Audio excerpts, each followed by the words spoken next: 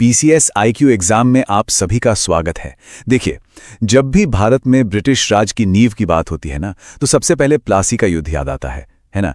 लेकिन क्या हो अगर मैं कहूं कि असली कहानी, वो निर्णायक मोड़ प्लासी नहीं बल्कि कोई और लड़ाई थी। एक ऐसी लड़ाई जिसके बारे में शायद उतना नहीं सुना गया, पर जिसने वाकई में व्यापारियों की एक कंपनी को हिंदुस्तान का मालिक बना दिया। जी हां, आज हम प्लासी की परछाई से निकलकर बात करेंगे बक्सर के युद्ध की, वो असली टकराव जिसने भारत का मुकद्दर हमेशा हमेशा के लिए बदल दिया। तो सबसे पहले इसी फर्क को समझना जरूरी है। देखिए, प्लासी का युद्ध असल में युद्ध था ही नहीं, वो तो एक साजिश थी, एक धोखा था, एक सौदा था। लेकिन बक्सर नहीं, बक्सर एक असली जंग थी, एक प्रॉपर मिलिट्री कॉन्टेस्ट जहां ताकत का असली मुकाबला हुआ। और इसी लड़ाई ने यह साबित किया कि ईस्ट इंडिया कंपनी सिर्फ चालाक व्यापारी नहीं बल्कि एक जबरदस्त सैन्य ताकत है। यह सिर्फ एक जीत नहीं थी दोस्तों, ये पावर का कंप्लीट ट्रांसफर था। तो जैसा हमने कहा, प्लासी की जीत पूरी तरह धोखे पर टिकी थी। हाँ, ये सच है कि इस जीत ने अंग्रेजों के लिए बंगाल के दरवाजे खोल दिए, पर इसने उन्हें वहां का बेताज बादशाह नहीं बनाया। ये जीत उनकी मिलिट्री स्किल की वजह से नहीं बल्कि मीर जाफर जैसे गद्दारों की वजह से मिली थी। मतलब कंपनी बंगाल में एक बड़ी प्लेयर तो बन गई थी, पर सत्ता की असली चाबी वो अभी भी उनके हाथ से दूर थी। और यहीं से कहानी एक नया मोड़ लेती है, मीर कासिम की एंट्री के साथ। मीर जाफर के बाद जब मीर कासिम को बंगाल का नवाब बनाया गया, तो अंग्रेजों को लगा कि ये भी एक कठपुतली ही होगा, पर वो गलत थे। मीर कासिम अपने ससुर मीर जाफर जैसा नहीं था। वो एक काबिल, एक महत्वाकांक्षी शासक था जो अपनी आजादी चाहता था। वो अंग्रेजों की दखलंदाजी से तंग आ चुका था और अपना हक वापस लेना चाहता था।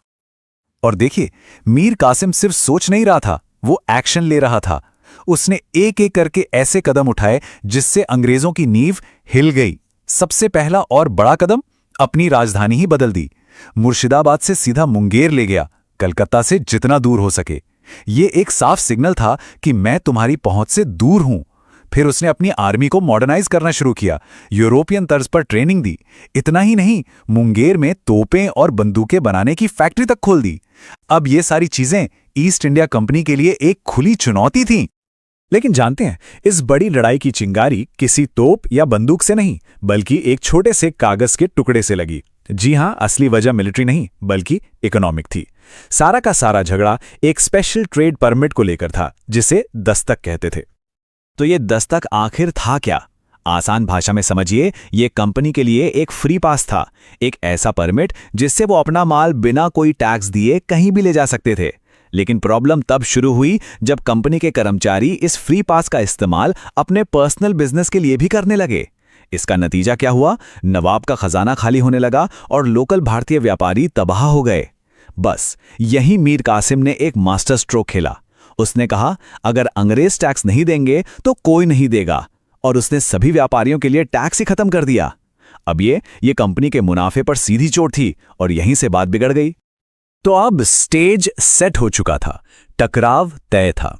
चलिए अब सीधे चलते हैं बक्सर के मैदान में, 22 अक्टूबर 1764। और याद रखिए, ये प्लासी जैसा कोई फिक्स मैच नहीं था, ये एक असली लड़ाई थी जहां रणनीति, अनुशासन और फायर पावर का सीधा सीधा टेस्ट होने वाला था। तो मैदान में कौन कौन था? एक तरफ थी ईस्ट इंडिया कंपनी की सेना, जिसे लीड कर रहा था मेजर हेक्टर मुनरो। और दूसरी तरफ कोई एक राजा नहीं था, बल्कि उस वक्त की 3 सबसे बड़ी हिंदुस्तानी ताकतें एक साथ खड़ी थीं। बंगाल का भगोड़ा नवाब मीर कासिम, अवध का ताकतवर नवाब शुजाउद्दौला और खुद मुगल बादशाह शाह आलम द्वितीय। आप सोच सकते हैं, कागज पर तो यह भारतीय गठबंधन बहुत बहुत ज्यादा मजबूत दिख रहा था। लेकिन जो नतीजा आया, उसने सबको चौंका दिया। ब्रिटिश सेना, जो गिनती में बहुत कम थी, उसने अपने बेहतर डिसिप्लिन, बेहतर रणनीति और जबरदस्त तोपखाने के दम पर इस विशाल गठबंधन को धूल चटा दी। ये एक निर्णायक हार थी, और यही वो पल था जिसने सब कुछ बदल दिया। ये जीत किसी धोखे से नहीं बल्कि बाजू के दम पर जीती गई थी। बक्सर ने यह साबित कर दिया कि ईस्ट इंडिया कंपनी अब भारत की सबसे बड़ी मिलिट्री पावर है, कोई शक नहीं। साथियों, ये जो डिटेल्स हम डिस्कस कर रहे हैं ना, ये यूपीपीसीएस, आरओ या यूपीएससी जैसे एग्जाम्स के लिए बहुत जरूरी हैं।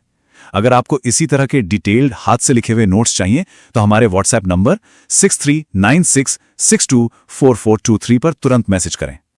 अब देखिए, जंग जीतना एक बात है और उस जीत को कागज पर यानी राजनीतिक और आर्थिक ताकत में बदलना दूसरी बात। और इस काम में रॉबर्ट क्लाइव का कोई जवाब नहीं था।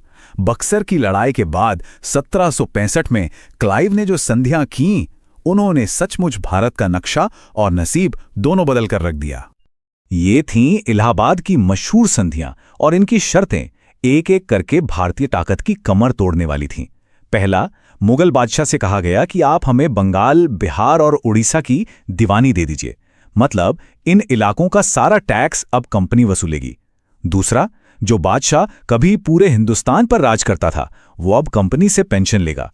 तीसरा, अवध के नवाब पर भारी भरकम जुर्माना लगाया गया और कहा गया कि अब आपकी सुरक्षा के लिए हमारी सेना रहेगी, जिसका खर्चा भी आप ही उठाएंगे।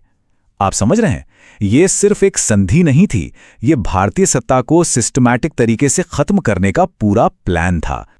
और ये जो दीवानी का अधिकार मिला ना, यही असली गेम चेंजर था। ये सिर्फ टैक्स कलेक्शन का राइट नहीं था, ये भारत के सबसे अमीर सूबे की तिजोरी की चाबी थी जो कंपनी के हाथ लग गई थी। सोच कर देखिए, अब कंपनी के पास पैसा ही पैसा था और जिम्मेदारी जीरो। इसी पैसे से उन्होंने अपनी सेना को और बड़ा किया, अपना व्यापार फैलाया और आखिरकार पूरे भारत पर कब्जा कर लिया। मतलब एक ट्रेडिंग कंपनी अब भारतीयों के ही पैसे से भारत पर राज करने वाली थी। और मुगल बादशाह का क्या हुआ? उसे मिली 26 लाख रुपए की सालाना पेंशन। बस एक आंकड़ा जो पूरी कहानी बयां कर देता है। जो शहंशाह कभी हिंदुस्तान की तकदीर लिखता था, वो अब एक विदेशी कंपनी के टुकड़ों पर पलने वाला था। इससे बड़ा पावर शिफ्ट का सबूत और क्या हो सकता है? तो इन सब का निचोड़ क्या है? निचोड़ ये है कि बक्सर के बाद ईस्ट इंडिया कंपनी का स्टेटस पूरी तरह बदल गया। वो अब सिर्फ व्यापारी नहीं थे, वो अब मालिक थे, वो भारत के नए शासक थे। तो चलिए बक्सर के युद्ध के ऐतिहासिक महत्व को फटाफट समेट लेते हैं। पहली बात, इसने अंग्रेजों की मिलिट्री सुप्रीमेसी साबित कर दी। दूसरी बात, दीवानी अधिकारों ने कंपनी को फाइनेंशियली अजेय बना दिया। तीसरी बात, बंगाल में एक अजीबोगरीब डुअल गवर्नमेंट यानी द्वैध शासन शुरू हुआ, मतलब काम नवाब का और मलाई कंपनी की। और चौथी और सबसे बड़ी बात, मुगल बादशाह अब सिर्फ नाम का बादशाह रह गया था, एक पावरलेस फिगर हेड। असल में ब्रिटिश राज की असली नींव इसी बक्सर की जमीन पर रखी गई थी। और अंत में बस एक सवाल सोचने पर मजबूर करता है कि कैसे सिर्फ एक दिन में लड़ी गई एक लड़ाई एक पूरे सब कॉन्टिनेंट का भविष्य दोबारा लिख सकती है। बक्सर सिर्फ एक लड़ाई नहीं थी, यह एक युग का अंत और एक बिल्कुल नए और मुश्किल दौर की शुरुआत थी। साथियों, उम्मीद है ये डीप डाइव आपको पसंद आया होगा। और याद रखिएगा, अगर आप यूपीपीसीएस, आरओ या यूपीएससी की तैयारी कर रहे हैं तो इन जैसे और भी कई विषयों पर डिटेल्ड हस्तलिखित नोट्स के लिए हमारे व्हाट्सएप नंबर 6396